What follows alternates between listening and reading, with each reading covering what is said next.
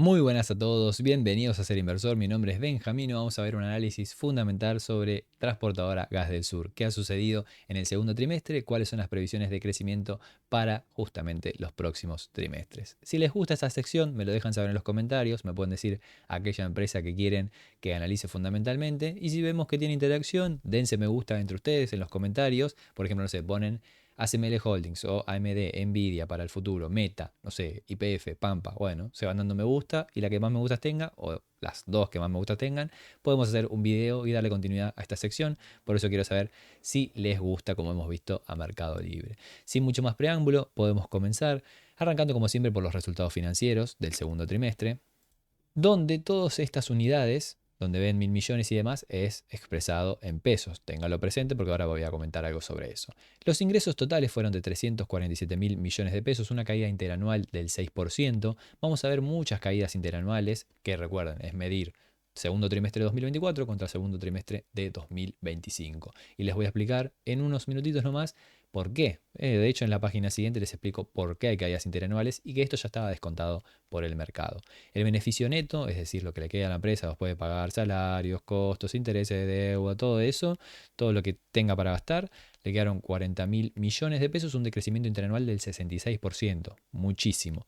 Beneficios por acción o earnings per share, si lo vemos en inglés con sus siglas abreviadas, 53 pesos, muy por debajo de los 159 del segundo trimestre de 2024. El EBITDA de transporte, es decir, lo que le queda a la empresa después de intereses, impuestos, depreciación y amortización en el segmento de transporte fue de 89.000 millones de pesos, lo que nos indica una caída interanual del 24%, fuerte número, y lo mismo en el sector de líquidos fue de 25.350 millones de pesos, frente a los 52.600 del segundo trimestre de 2024, es decir, un descenso interanual del 52%. Como vemos, números a la baja, tomando segundo trimestre de 24 contra el de este año, veremos ahora por qué.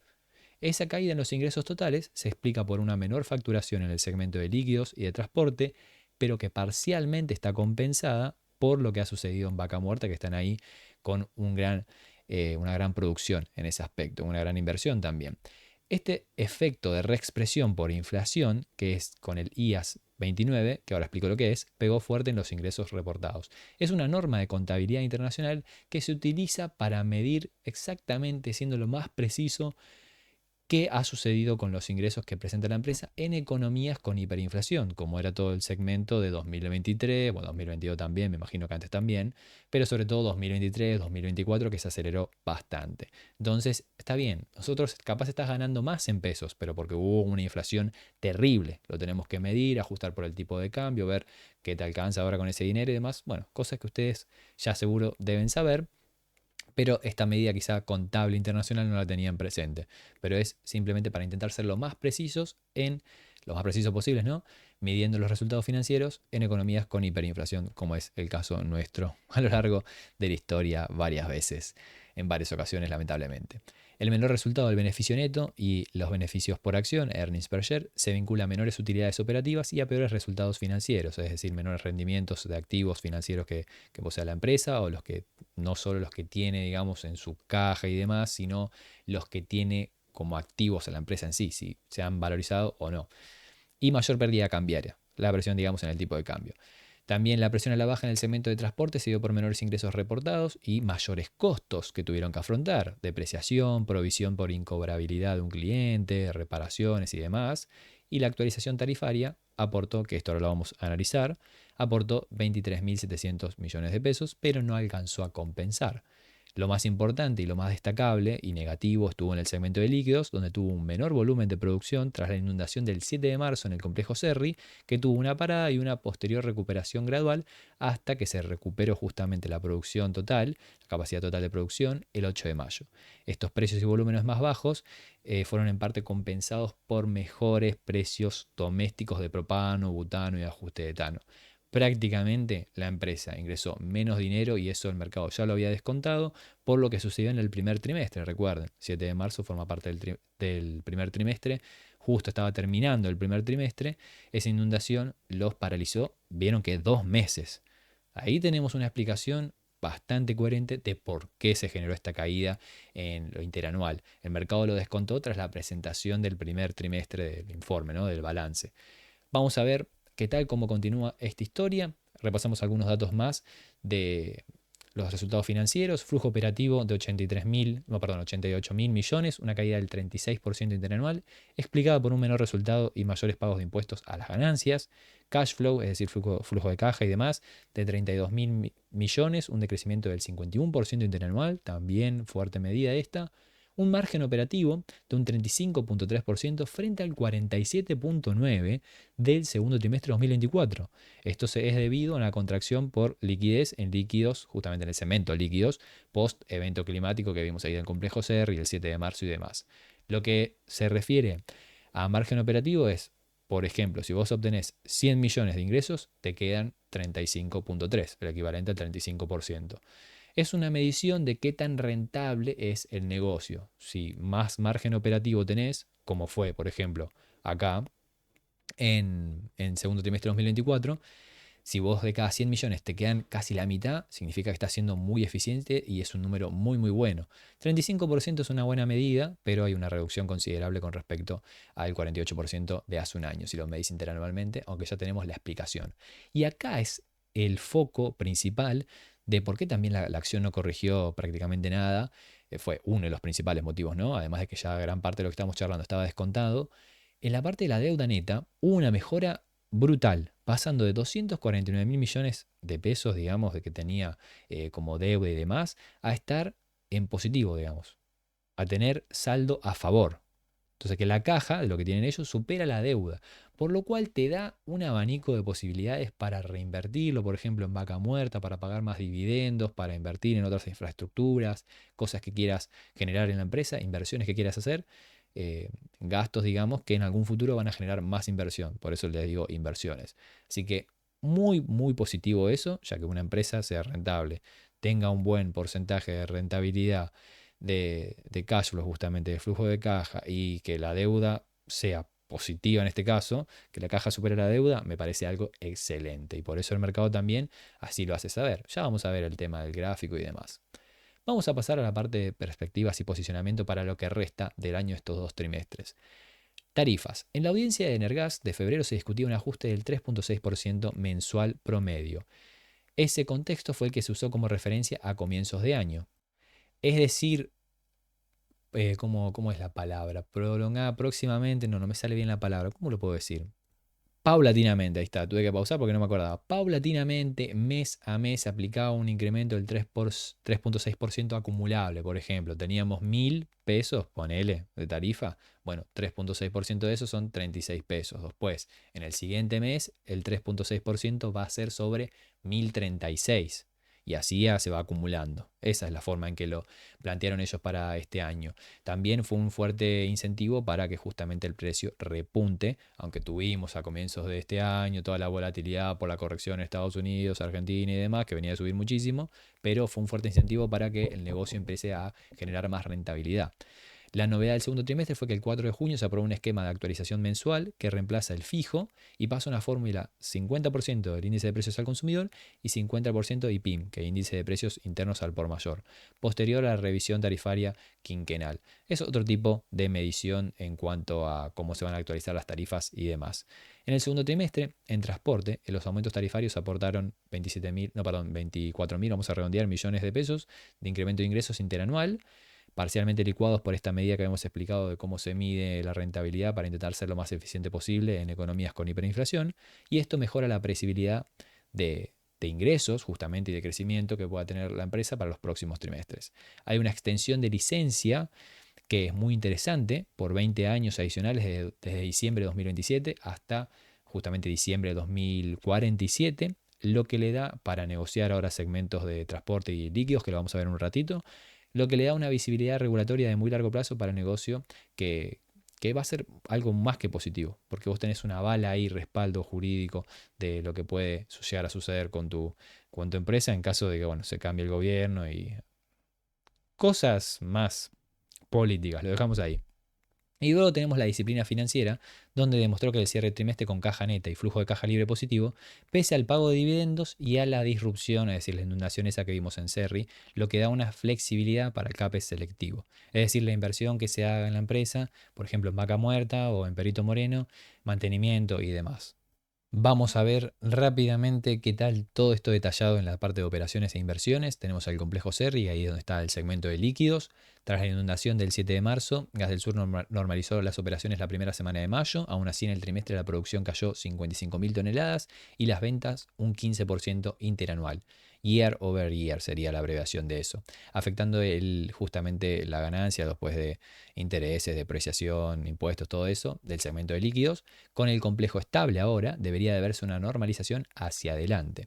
En Midstream o Vaca Muerta, el negocio siguió creciendo debido a más servicios de acondicionamiento y transporte en la cuenca y al efecto del tipo de cambio en los contratos dolarizados. Esto actúa como un motor defensivo frente a la volatilidad de líquidos. Y ya pasamos a la parte del gasoducto Perito Moreno, donde por ejemplo en Arsa lanzó una licitación para más 14 millones de metros cúbicos por día y Gas del Sur fue el único oferente. Entonces, la adjudicación de este nuevo proyecto está prevista para el 13 de octubre de este año.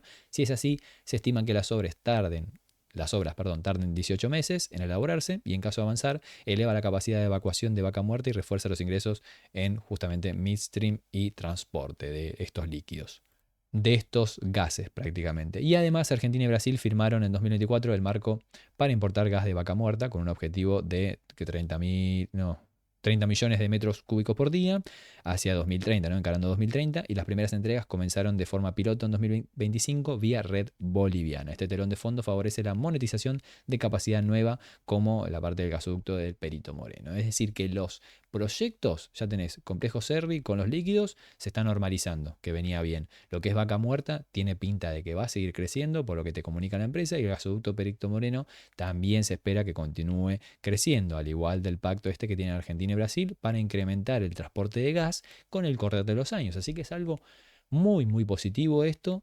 Son previsiones de crecimiento, a esto me refiero con que las empresas nos presenten buenas previsiones de crecimiento y acá las tenemos con Gas del Sur justamente. Les dejo una imagen de lo que son los ingresos trimestrales medios en dólares, en ingresos trimestrales millones de dólares y los beneficios por acción en dólares. Esto, si lo vemos en el primer trimestre de 2024, tuvimos unos ingresos trimestrales de 217 millones, 282 para el segundo trimestre de 2024, que con este número lo estamos comparando, 258, 328 para fin de 2024, 285, vamos a redondear, millones de dólares el primer trimestre de este año y 261 a pesar de todos los problemas que vimos. Entonces vemos que si lo comparamos con el segundo trimestre de 2024 está bien. ¿Es menos? Sí, es menos, son unos 22 millones de dólares menos, pero en el medio tuviste la depreciación de la moneda, comparado, ¿no? Segundo trimestre de 2024 a segundo trimestre de este año, por lo que afecta al tipo de cambio, gran inflación por ese lado, y también tuviste una inundación que terminó afectando bastante el tema de los ingresos, que se compensó en parte por lo de Vaca Muerta y demás. Entonces, no es tan negativo si lo vemos de ese lado, también asumiendo que la deuda se redujo considerablemente.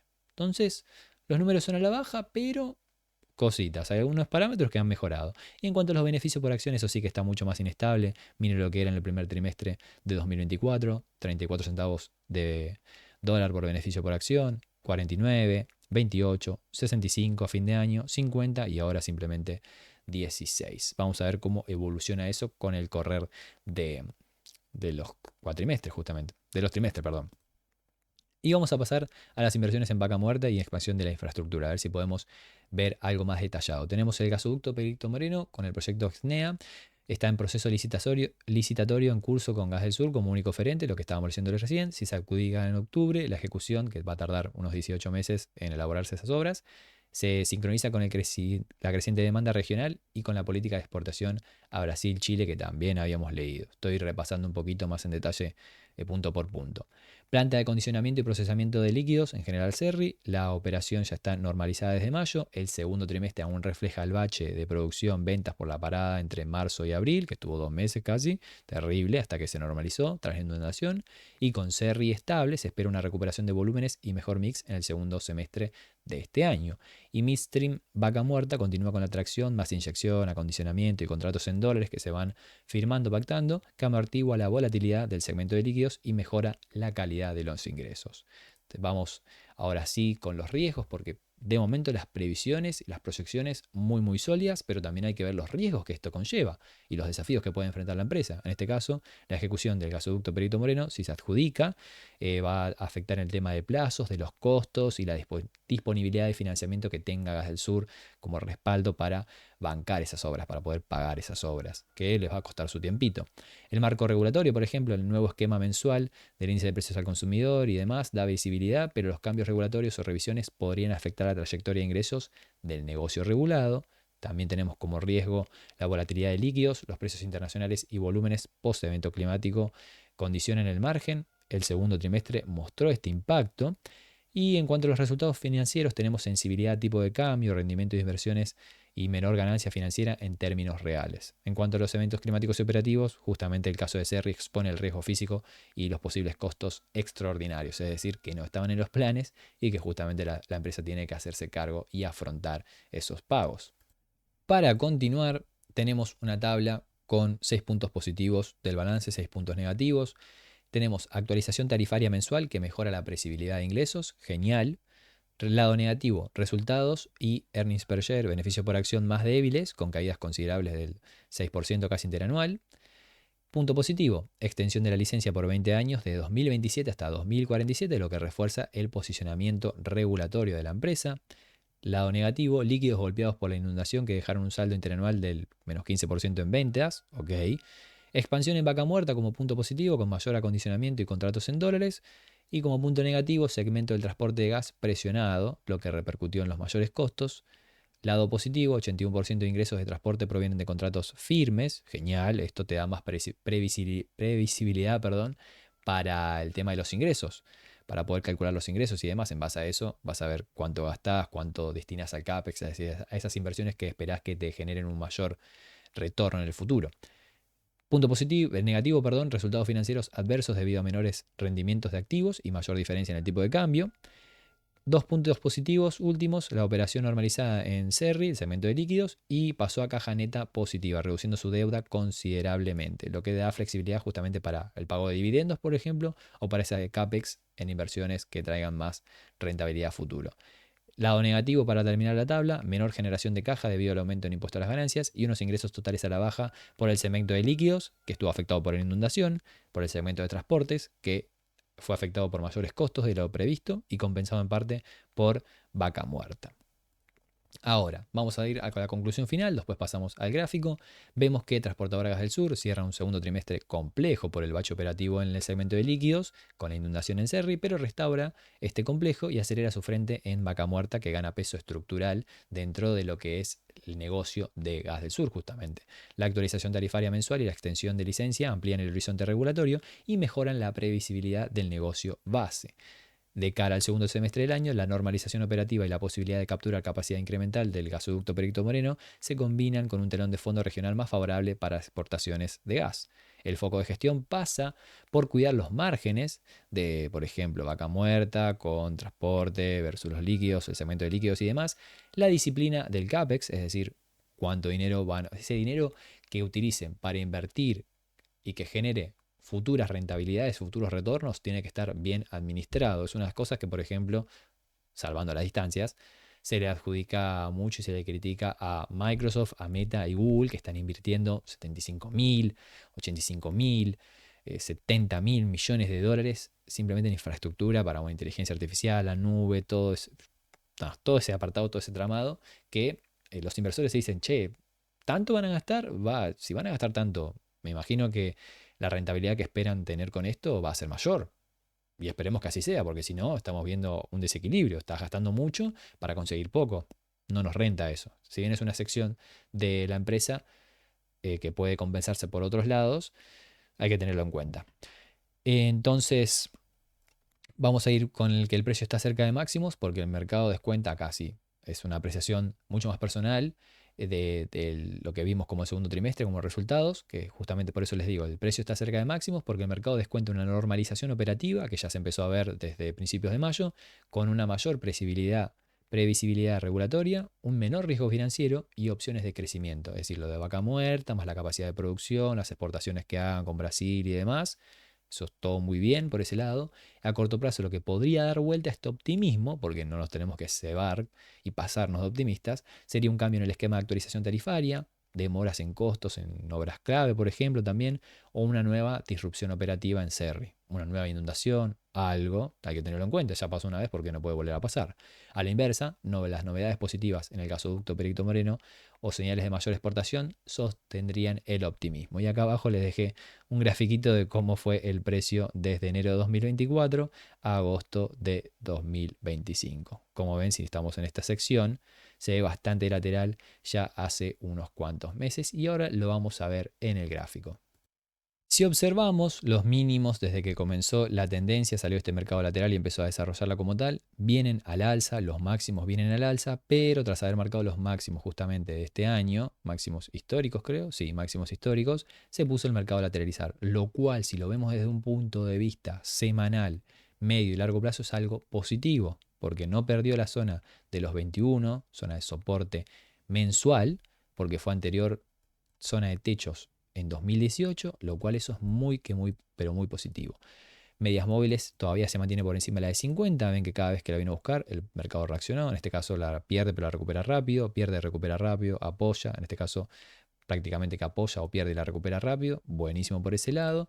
En cuanto al gráfico diario, estuvo muy cerca de los máximos en la recuperación tras los mínimos de abril. Miren, le faltó nada, un 3% para llegar a los máximos, lo cual refleja la fortaleza de la acción. Y miren cómo viene comprimiendo acá, lateralizando, con unos precios mucho más caros, bueno, mucho más caros, pero más caro, un 30% más caros que los mínimos de abril. Por eso les digo, los bancos, el sector bancario de Argentina no está muy por encima de los mínimos de abril. El sector energético sí, por eso tiene más peso y mayor tendencia, mayor fortaleza. En el corto plazo, vos tenés un soporte en los 28 que lo está respetando, una resistencia en los 30 que también la está respetando bastante bien. Y yo te digo que si pierde los 28, tranquilamente va a venir a 25, puede rebotar. Todas estas zonas son para que justamente el precio rebote. No creo que vaya a perder este nivel, tendría que pasar que el gobierno, por ejemplo, pierda las elecciones. La verdad que lo dudo que eso suceda, pero téngalo presente. Recién ahí, capaz podría perder esa zona de soporte. De momento el mercado de a poco empieza a pintar que puede recuperar, puede acercarse a los máximos y quién te dice por qué no, lo veremos en un futuro, obviamente en otro análisis, trazar una nueva tendencia alcista, romper estos máximos e ir a por los 40, después veremos qué tal. Y hasta acá con el video del día de hoy, espero que les haya gustado, que les haya servido. Cualquier duda, consulta, me la dejan saber por los comentarios. Con gusto estaré ahí pendiente de lo que me pidan para analizar. Si tiene muchos me gusta y si ustedes ayúdense como comunidad, vamos eligiendo esas acciones, esas empresas para analizar fundamentalmente y con gusto yo lo haré y lo revisaremos. Muchísimas gracias por verlos hasta este punto. Espero que tengan un excelente fin de semana, o que comiencen la semana de la mejor manera, porque esto lo voy a subir el domingo por la noche. Y les mando un fuerte abrazo a todos y veremos qué nos depara la siguiente semana en los mercados financieros. Muchísimas gracias por verlo nuevamente, por su tiempo y nos vemos en el próximo video.